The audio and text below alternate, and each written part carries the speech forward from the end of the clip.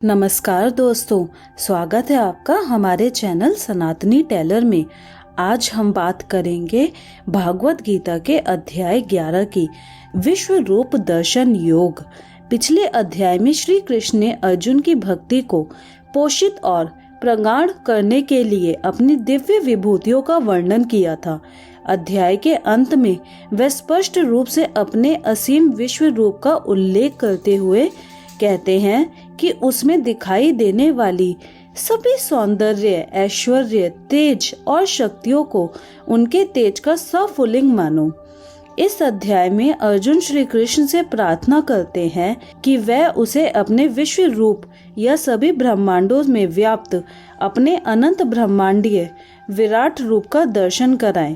तब श्री कृष्ण उस पर कृपा करते हुए उसे अपनी दिव्य दृष्टि प्रदान करते हैं, जिसे प्राप्त कर अर्जुन देवों के देव श्री कृष्ण के शरीर में संपूर्ण सृष्टि का अवलोकन करता है।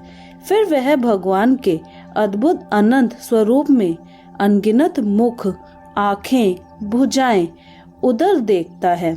उनके विराट रूप का कोई आदि और अंत नहीं है और वह प्रत्येक दिशा में अपरिमित रूप से बढ़ रहा है। उस रूप का तेज प्रकाश में एक साथ चमकने वाले 100 सूर्यों के प्रकाश से अधिक है। उस विराट रूप को देखकर अर्जुन के शरीर के रोमकूप सिरहने लगे। वह देखता है कि भगवान के नियम के भय से तीनों लोक से भय से कांप रहे हैं। उसने देखा कि स्वर्ग के सभी देवता भगवान में प्रवेश कर उनकी शरण ग्रहण कर रहे हैं और सिद्ध जन पवित्र वैदिक मंत्रों, प्रार्थनाओं और स्तोत्रों का पाठ कर भगवान की स्तुति कर रहे हैं। आगे अर्जुन कहता है कि वह धृतराष्ट्र के सभी पुत्रों को उनके सहयोगी राजाओं सहित उनके मुख में प्रवेश करते हुए उसी प्रकार से देख रहा है जैसे पतंगा तीव्र गति से अग्नि की ज्वाला में प्रवेश कर अपना विनाश करता है। तब अर्जुन स्वीकार करता है कि भगवान के विश्व रूप को देखकर उसका हृदय भय से कांप रहा है और उसने अपना मानसिक संतुलन खो दिया है। भयभीत होकर अर्जुन श्री कृष्ण से उनके इस भयानक रूप की वास्तविकता जानना चाहता है, जो कि उनके उस रूप जैसा नहीं था तथा जिसे वह अब से पहले अपने गुरु और मित्र के रूप में जानता था। इसका उत्तर देते हुए श्री कृष्ण कहते हैं कि वह काल के रूप में तीनों लोकों में सहारक है। वह घोषणा करते हैं कि कौरव पक्ष के महायोद्धा पहले ही उनके द्वारा मारे जा चुके हैं, इसलिए अपनी विजय को सुनिश्चित मानते हुए उठो और युद्ध करो। इसकी प्रतिक्रिया में अर्जुन अदम्य साहस और अतुल्य शक्ति से संपन्न भगवान के रूप में उनकी प्रशंसा करता है और पुनः उनकी वंदना करता है। वह कहता है कि यदि दीर्घकालीन मित्रता के दौरान श्री कृष्ण को केवल मानव के रूप में देखने के कारण उपेक्षित भाव से भूलवश उससे उनके प्रति कोई अपराध हो गया हो, तो वह उसे क्षमा कर दे। वह उन्हें उस पर दया कर उन्हें एक बार पुनः अपना आनंदमय भगवान का रूप दिखाने की प्रार्थना करता है। श्री कृष्ण उसकी प्रार्थना को स्वीकार करते हुए पहले अपना चतुर्भुज नारायण रूप और तत्पश्चात अपना 2 भुजाओं वाला मनोहरी पुरुषोत्तम रूप धारण करते हैं। वह अर्जुन को बताते हैं कि अर्जुन भगवान के जिस विश्व रूप को देख चुका है उसका दर्शन करना अत्यंत कठिन है। वेदों के अध्ययन करने से उनके साकार रूप को देखा नहीं जा सकता। उनके साकार रूप को ना तो वेदों के अध्ययन द्वारा और न ही तपस्या, दान या अग्निहोत्र यज्ञों द्वारा देखा जा सकता है। लेकिन अर्जुन, मैं जिस रूप में तुम्हारे समक्ष खड़ा हूँ उसे केवल विशुद्ध और अनन्य भक्ति से देखा जा सकता है, उसमें एकीकृत हुआ जा सकता है। अर्जुन ने कहा, मुझ पर करुणा कर आप द्वारा प्रकट किए गए परम गुह्य आध्यात्मिक ज्ञान को सुनकर अब मेरा मुंह दूर हो गया है। मैंने आपसे सभी प्राणियों की उत्पत्ति और संहार के संबंध में विस्तार से सुना है। हे कमल नयन, मैंने आपकी अविनाशी महिमा को भी जाना है। हे परमेश्वर, तुम वास्तव में वही हो जिसका आपने मेरे समक्ष वर्णन किया है, किंतु हे परम पुरुषोत्तम, मैं आपके विराट रूप को देखने का इच्छुक हूँ। सभी अप्रकट शक्ति के स्वामी हे भगवान, यदि आप यह सोचते हैं कि मैं इसे देखने में समर्थ हूँ, तब मुझे अपना अविनाशी विराट स्वरूप दिखाने की कृपा करें। परमेश्वर ने कहा, हे पार्थ, अब तुम मेरे सैकड़ों और हजारों अद्भुत दिव्य रूपों को विभिन्न आकारों और बहुरंगी रूपों में देखो। हे भरतवंशी, लो अब आदिति के 12 पुत्रों, 8 वसुओं, 11 रुद्रों, 2 अश्वनी कुमारों और उसी प्रकार के 49 मृतों और पहले कभी न प्रकट हुए अन्य आश्चर्यों को मुझ में देखो। हे अर्जुन, सभी चर और अचर सहित समस्त ब्रह्मांडों को एक साथ मेरे विश्व रूप में देखो। इसके अतिरिक्त तुम कुछ और भी देखना चाहो तो वह सब मेरे ही विश्वव्यापी रूप में देखो, परंतु तुम अपनी आंखों से मेरे दिव्य ब्रह्मांडीय स्वरूप को नहीं देख सकते हो, इसलिए मैं तुम्हें दिव्य दृष्टि प्रदान करता हूँ। अब मेरी दिव्य विभूतियों को देखो। संजय ने कहा, हे राजन, इस प्रकार से कहकर योग के स्वामी महायोगेश्वर श्री कृष्ण ने अर्जुन को दिव्य विश्व रूप दिखाया। अर्जुन ने भगवान के दिव्य विराट रूप में असंख्य मुख और आँखों को देखा। उनका रूप अनेक दैवीय आभूषण से अलंकृत था और कई प्रकार के दिव्य शस्त्रों को उठाए हुए था। उन्होंने उस शरीर पर अनेक मालाएं और वस्त्र धारण किए हुए थे, जिस पर कई प्रकार की दिव्य मधुर सुगंधियां लगी थी। वह स्वयं को आश्चर्यमय और अनंत प्रभगवान के रूप में प्रकट कर रहे थे, जिनका मुख सर्वव्याप्त था। यदि आकाश में हजारों सूर्य एक साथ उदय होते हैं तो भी उन सब का प्रकाश भगवान के दिव्य तेजस्वी रूप की समानता नहीं कर सकता। अर्जुन ने देवों के देव के उस दिव्य शरीर में एक ही स्थान पर स्थित समस्त ब्रह्मांडों को देखा। विश्व रूप दर्शन योग तब आश्चर्य में डूबे अर्जुन के शरीर के रोंगटे खड़े हो गए और वह मस्तक को झुकाए भगवान के समक्ष हाथ जोड़कर उस प्रकार प्रार्थना करने लगा। अर्जुन ने कहा, मैंने आपके शरीर में सभी देवताओं और विभिन्न प्रकार के जीवों को देखा। मैंने वहां कमल पर आसीन ब्रह्मा और शिव तथा सभी ऋषियों और स्वर्ग के सर्पों को देखा। मैं सभी दिशाओं में अनगिनत भुजाएं, उदर, मुंह और आँखों के साथ आपके सर्वत्र फैले हुए अनंत रूप को देखता हूँ। हे ब्रह्मांड के स्वामी, आपका रूप अपने आप में अनंत है। मुझे आप में कोई आरंभ, मध्य और अंत नहीं दिखता। विश्व रूप दर्शन योग में मुकुट से सुशोभित चक्र और गदा से सुसज्जित शस्त्रों के साथ सर्वत्र दीप्तिमान लोक के रूप में आपके रूप को देख रहा हूँ। इस चमचमाती अग्नि में आपके तेज को देख पाना कठिन है, जो सभी दिशाओं से प्रस्फुटित होने वाली सूर्य के प्रकाश की भांति है। मैं आपको परम अविनाशी मानता हूँ। आप ही धार्मिक ग्रंथों द्वारा ज्ञात होने वाले परम सत्य हो। आप समस्त सृष्टि के परम आधार हो और सनातन धर्म के नित्य पालक और रक्षक हो और अविनाशी परम प्रभु हो। आप आदि, मध्य और अंत से रहित हो और आपकी शक्तियों का कोई अंत नहीं है। सूर्य और चंद्रमा आपके नेत्र हैं और अग्नि आपके मुख के तेज के समान है, और मैं आपके तेज से समस्त ब्रह्मांडों को जलते देख रहा हूँ। हे सभी जीवों के परम स्वामी, स्वर्ग और पृथ्वी के बीच के स्थान और सभी दिशाओं के बीच आप अकेले ही व्याप्त हैं। मैंने देखा कि आपके अद्भुत और भयानक रूप को देखकर तीनों लोक भय से कांप रहे हैं। स्वर्ग के सभी देवता आप में प्रवेश होकर आपकी शरण ग्रहण कर रहे हैं और कुछ भय से हाथ जोड़कर आपकी स्तुति कर रहे हैं। महर्षि और सिद्धजन पवित्र स्त्रोतों का पाठ कर रहे हैं और अनेक प्रार्थनाओं के साथ आपकी स्तुति कर रहे हैं। रुद्र, आदित्य, वसु, सात्यगढ़, विश्वदेव, दोनों अश्वनी कुमार, मरुत, पितर, गंधर्व, यक्ष, असुर और तथा सभी सिद्धजन आपको आश्चर्य से देख रहे हैं। हे सर्वशक्तिमान भगवान, अनेक मुख, नेत्र, भुजा, जांघें, पाँव, पेट तथा भयानक दांतों सहित आपके विकराल रूप को देखकर समस्त लोग भय से त्रस्त हैं और उसी प्रकार से मैं भी।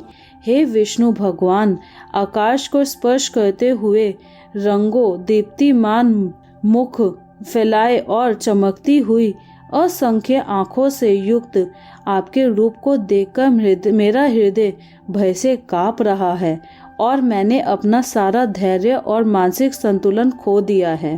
प्रलय के समय की प्रचंड अग्नि के सदृश तुम्हारे अनेक मुखों के विकराल दांतों को देखकर मैं भूल गया हूँ कि मैं कहाँ हूँ और मुझे कहाँ जाना है।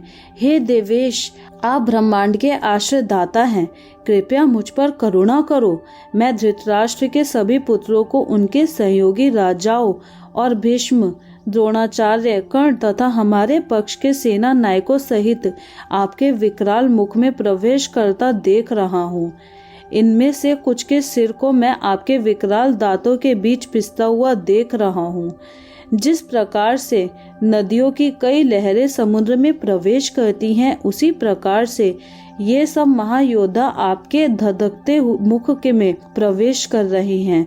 जिस प्रकार से पतंगा तीव्र गति से अग्नि में प्रवेश कर जल कर भस्म हो जाता है, उसी प्रकार से ये सेनाएं अपने विनाश के लिए तीव्र गति से आपके मुख में प्रवेश कर रही हैं। तुम अपनी तीक्ष्ण जीवा से समस्त दिशाओं के जीव समूहों को चाट रहे हो और उन्हें अपने प्रज्वलित मुखों में निगल रहे हो। हे विष्णु, आप अपने सर्वत्र फैले प्रचंड तेज की किरणों से समस्त ब्रह्मांड को भीषणता से झुलसा रहे हो। हे देवेश, कृपया मुझे बताएं कि अति उग्र रूप से आप कौन हैं। मैं आपका प्रणाम करता हूँ, कृपया मुझ पर करुणा करें। आप समस्त सृष्टियों से पूर्व आदि भगवान हैं। मैं आपको जानना चाहता हूँ और मैं आपकी प्रकृति और प्रयोजन को नहीं समझ पा रहा हूँ। परम प्रभु ने कहा, मैं प्रलय का मूल कारण और महाकाल हूँ, जो जगत का संहार करने के लिए आता है। तुम्हारे युद्ध में भाग लेने के बिना भी युद्ध की व्यूह रचना में खड़े विरोधी पक्ष के योद्धा मारे जाएंगे। इसलिए उठो, युद्ध करो और यश अर्जित करो। अपने शत्रुओं पर विजय पाकर समृद्ध राज्य का भोग करो। ये सब योद्धा पहले ही मेरे द्वारा मारे जा चुके हैं। हे श्रेष्ठ धनुर्धर, तुम तो मेरे कार्य को संपन्न करने का केवल निमित्त मात्र हो। द्रोणाचार्य, भीष्म, जयद्रथ, कर्ण और अन्य महायोद्धा पहले ही मेरे द्वारा मारे जा चुके हैं। इसलिए बिना विक्षुब्ध हुए इनका वध करो, केवल युद्ध करो और तुम अपने शत्रुओं पर विजय पाओगे। संजय ने कहा। केशव के इन वचनों को सुनकर अर्जुन ने भय से कांपते हुए अपने दोनों हाथों को जोड़कर श्री कृष्ण को नमस्कार किया और अवरुद्ध स्वर में भयभीत होकर श्री कृष्ण से इस प्रकार कहा। अर्जुन ने कहा, हे ऋषिकेश, ये उचित है कि आपके नाम श्रवण और यश गान से संसार हर्षित होता है। असुरगण आपसे भयभीत होकर सभी दिशाओं की ओर भागते रहते हैं और सिद्ध महात्माओं के समुदाय आपको नमस्कार करते हैं। हे सर्वश्रेष्ठ, आप ब्रह्मा से श्रेष्ठ और आदि श्रेष्ठा हो, तब फिर आप वह आपको नमस्कार क्यों न करें। हे अनंत, हे देवेश, हे जगत के आश्रयदाता, आप सभी कारणों के कारण और अविनाशी हैं। आप व्यक्त और अव्यक्त से परे अविनाशी सत्य हो। आप आदि सर्वात्मा, दिव्य सनातन स्वरूप में आप इस ब्रह्मांड के परम आश्रय हैं।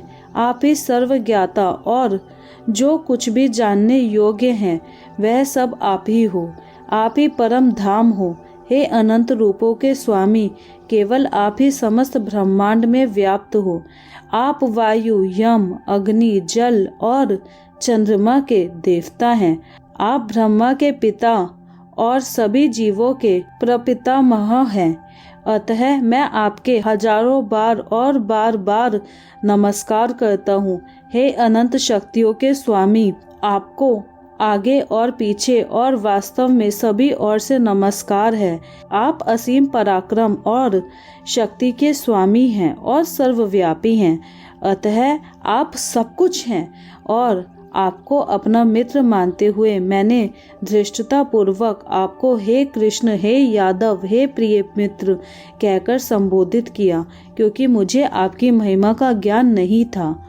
उपेक्षित भाव से और प्रेम वश होकर यदि उपहास करते हुए मैंने कई बार खेलते हुए, विश्राम करते हुए, बैठते हुए, खाते हुए, अकेले में या अनन्य लोगों के समक्ष आपका कभी अनादर किया हो, तो उन सब अपराधों के लिए हे अचिंत्य मैं आपसे क्षमा याचना करता हूँ।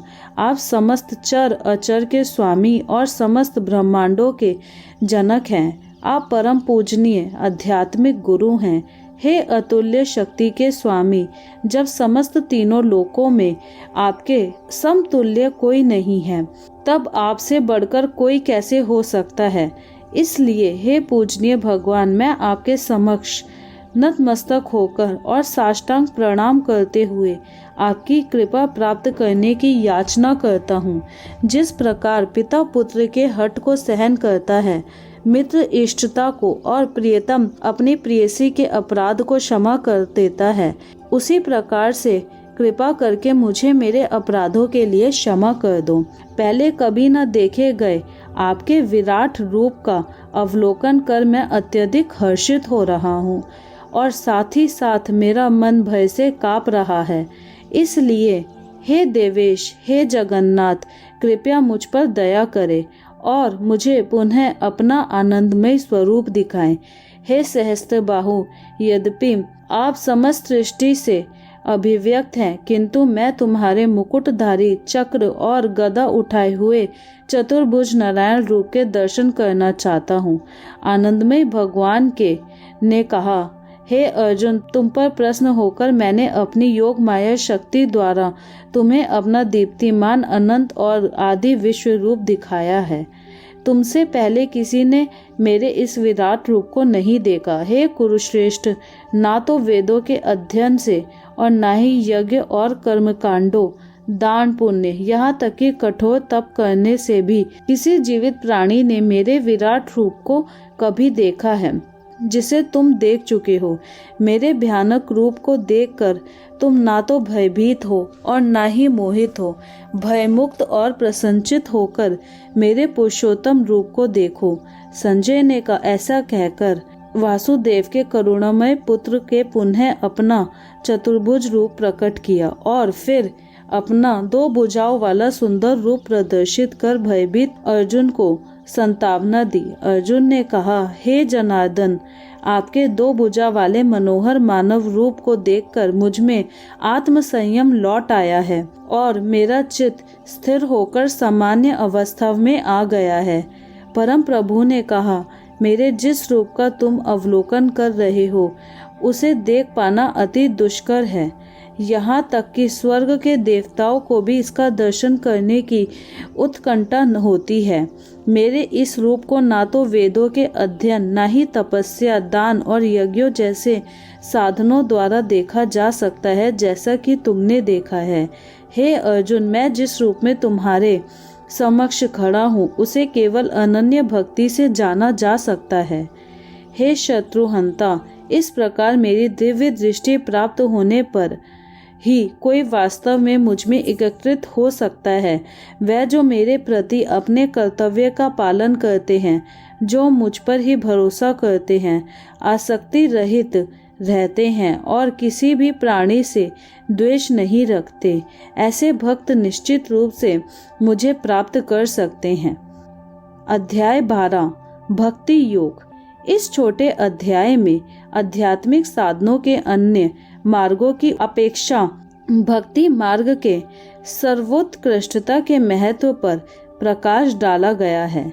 इसका प्रारंभ अर्जुन द्वारा श्री कृष्ण से पूछे गए इस प्रश्न से होता है कि वह योग में किन्हें पूर्ण माने, क्या जो भगवान की साकार रूप में भक्ति करते हैं, या वह जो निराकार ब्रह्म की उपासना करते हैं।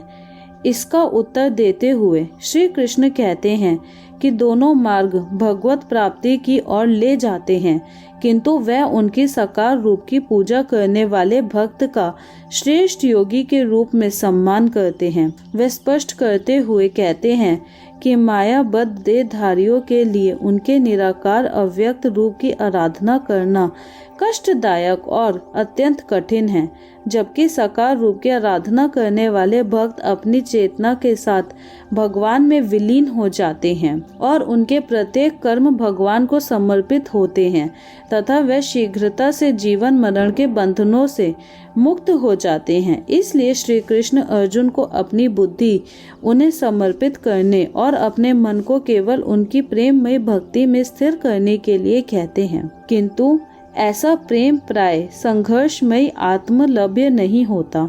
इसलिए श्री कृष्ण अन्य विकल्प देते हुए कहते हैं कि यदि अर्जुन तुरंत अपने मन को पूर्ण रूप से भगवान में एकाग्र करने की अवस्था प्राप्त नहीं कर सकता, तब उसे निरंतर अभ्यास द्वारा पूर्णता की अवस्था को प्राप्त करने का प्रयास करना चाहिए। भक्ति कोई रहस्यमय उपहार नहीं है, इसे निरंतर प्रयास से पोषित किया जा सकता है।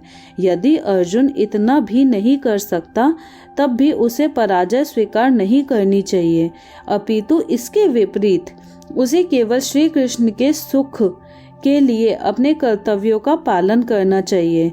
यदि उसके लिए ऐसा करना भी संभव नहीं है, तब उसे अपने कर्म फलों का त्याग कर देना चाहिए और अपनी आत्मा में स्थित हो जाना चाहिए। अब श्री कृष्ण बताते हैं कि लौकिक कर्मों से श्रेष्ठ ज्ञान अर्जन करना है और ज्ञान अर्जन में से श्रेष्ठ ध्यान है और ध्यान से श्रेष्ठ कर्म फलों का त्याग करना है, जो तुरंत परम शांति प्राप्त करने के मार्ग की ओर ले जाता है। इस अध्याय के शेष श्लोकों में उनके प्रिय भक्तों के अद्भुत गुणों का वर्णन किया गया है, जो भगवान को अत्यंत प्रिय है। अर्जुन ने पूछा, आपके साकार रूप पर दृढ़ता पूर्वक निरंतर समर्पित होने वालों को या आपके अव्यक्त निराकार रूप की आराधना करने वालों में से आप किस योग में पूर्ण मानते हैं? आनंदमय भगवान ने कहा, वह जो अपने मन को मुझ में स्थिर करते हैं और सदैव दृढ़ता पूर्वक पूर्ण श्रद्धा के साथ मेरी भक्ति में तल्लीन रहते हैं, मैं उन्हें सर्वश्रेष्ठ योगी मानता हूँ। लेकिन जो लोग अपनी इंद्रियों को निग्रह करके सर्वत्र संभाव से मेरे परम सत्य, निराकार, अविनाशी, निर्वचनीय, अव्यक्त, सर्वव्यापक, अकल्पनीय, अपरिवर्तनीय, शाश्वत और अचल रूप की पूजा करते हैं, वे सभी जीवों के कल्याण में संलग्न रहकर मुझे प्राप्त करते हैं। जिन लोगों का मन भगवान के अव्यक्त रूप पर आसक्त होता है, उनके लिए भगवान की अनुभूति का मार्ग अति दुष्कर और कष्टों से भरा होता है। अव्यक्त रूप की उपासना देहधारी जीवों के लिए अत्यंत दुष्कर होती है, लेकिन जो अपने सभी कर्मों को मुझे समर्पित करते हैं और मुझे परम लक्ष्य समझकर मेरी आराधना करते हैं और अनन्य भक्ति भाव से मेरा ध्यान करते हैं, मन को मुझ में स्थिर कर अपनी चेतना को मेरे साथ एकीकृत कर देते हैं, हे पार्थ, मैं उन्हें शीघ्र जन्म मृत्यु के सागर से पार कर उनका उद्धार करता हूँ। अपने मन को केवल मुझ पर स्थिर करो और अपनी बुद्धि मुझे समर्पित कर दो। इस प्रकार से तुम सदैव मुझ में स्थित रहोगे, इसमें कोई संदेह नहीं है। हे अर्जुन, यदि तुम दृढ़ता से मुझ पर अपना मन स्थिर करने में असमर्थ हो, तो सांसारिक कार्यकलापों से मन को विरक्त कर भक्ति भाव से निरंतर मेरा स्मरण करने का अभ्यास करो। यदि तुम भक्ति मार्ग के पालन के साथ मेरा स्मरण करने का अभ्यास नहीं कर सकते, तब मेरी सेवा के लिए कर्म करने का अभ्यास करो। इस प्रकार तुम पूर्णता की अवस्था को प्राप्त कर लोगे। यदि तुम भक्ति युक्त होकर मेरी सेवा के लिए कार्य करने में समर्थ हो, तब अपने सभी कर्मों के फलों का त्याग करो और आत्मस्थित हो जाओ। शारीरिक अभ्यास से श्रेष्ठ ज्ञान है, ज्ञान से श्रेष्ठ ध्यान है और ध्यान से श्रेष्ठ कर्म फलों का परित्याग है। और ऐसे त्याग से शीघ्र मन को शांति प्राप्त होती है। जो किसी प्राणियों से द्वेष नहीं करती, सबके मित्र हैं, दयालु हैं, ऐसे भक्त मुझे अति प्रिय हैं, क्योंकि वह स्वामित्व की भावना से अनासक्त और मिथ्या अहंकार से मुक्त रहते हैं, दुख और सुख में संभव रहते हैं और सदैव क्षमावान होते हैं। वह सदा तृप्त रहते हैं, मेरी भक्ति में ढूंढता से एकीकृत हो जाते हैं। वह आत्म संयमित होकर दृढ़ संकल्प के साथ अपना मन और बुद्धि मुझे समर्पित करते हैं। वह जो किसी को उद्विग्न करने का कारण नहीं होते और न ही किसी के द्वारा व्यथित होते हैं, जो सुख दुख में संभव रहते हैं, भय और चिंता से मुक्त रहते हैं। मेरे ऐसे भक्त मुझे अति प्रिय हैं। वह जो सांसारिक प्रलोभनों से उदासीन रहते हैं और बहाए और आंतरिक रूप से शुद्ध, निपुण, चिंता रहित, कष्ट रहित और सभी कार्यकलापों से स्वार्थ रहित रहते हैं। मेरे ऐसे भक्त मुझे अति प्रिय हैं। वह जो सांसारिक प्रलोभनों से उदासीन रहते हैं, बाह्य और आंतरिक रूप से शुद्ध, निपुण, चिंता रहित, कष्ट रहित, सभी कार्यकलापों से स्वार्थ रहित रहते हैं। मेरे ऐसे भक्त मुझे अति प्रिय हैं। वह जो ना तो लौकिक सुखों से हर्षित होते हैं और ना ही सांसारिक दुखों से निराश होते हैं, तथा ना ही किसी हानि के लिए शोक करते हैं, एवं ना ही लाभ की लालसा करते हैं। वह शुभ और अशुभ कर्मों का परित्याग करते हैं। ऐसे भक्त जो भक्ति भावना से परिपूर्ण होते हैं, मुझे अति प्रिय हैं। जो मित्रों और शत्रुओं के लिए एक समान है, मान और अपमान, शीत और ग्रीष्म, सुख तथा दुख में संभाव रहते हैं, वह मुझे अति प्रिय हैं। जो सभी प्रकार के कुसंग से मुक्त रहते हैं, जो अपनी प्रशंसा और निंदा को एक जैसा समझते हैं, जो सदैव मौन चिंतन में लीन रहते हैं, जो मिल जाए उसमें संतुष्ट रहते हैं, घर गृहस्थी में आसक्ति नहीं रखते, जिनकी बुद्धि दृढ़ता पूर्वक मुझ में स्थिर रहती है और जो मेरे प्रति भक्ति भाव से परिपूर्ण रहते हैं, वह मुझे अत्यंत प्रिय हैं। श्री कृष्ण भक्तों की 10 अनन्य विशेषताओं का वर्णन करते हैं।